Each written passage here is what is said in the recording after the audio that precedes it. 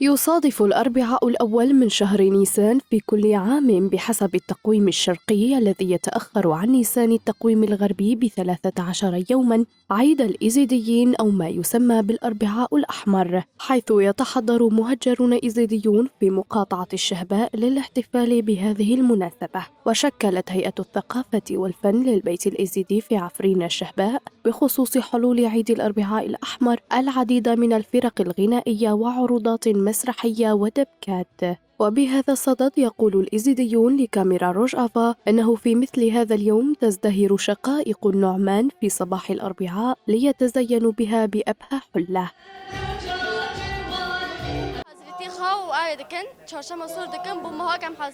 مضى شهر ونحن نحضر ليوم عيد الأربعاء الأحمر ونبارك هذا اليوم المقدس، لأن ديانة الإيزيدية هي الديانة الأولى في العالم، ونحن لن نترك ديانتنا وثقافتنا حتى الموت، ولو ارتكب بحقنا الآلاف المجازر لن نترك ديانتنا وهويتنا. وكوننا إيزيديون لن ننحني أمام أي سلطات وأنظمة رأسمالية. ونبارك يوم عيد الأربعاء الأحمر على القائد عبد الله أوجلان.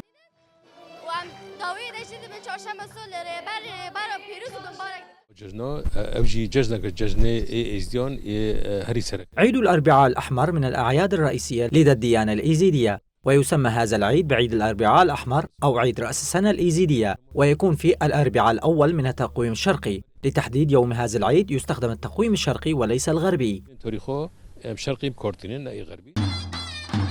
منذ احتلال مقاطعة عفرين عام 2018 لا يتمكن الإيزيديون من الاحتفال بعيدهم في بيوتهم وبين أهلهم وعلى أرضهم، ولكن رغم ذلك يتمسكون بتأدية طقوسهم الخاصة، إذ ينهضون باكرا ويرتدون زيهم ويزينون مداخل بيوتهم بالورود وشقائق النعمان.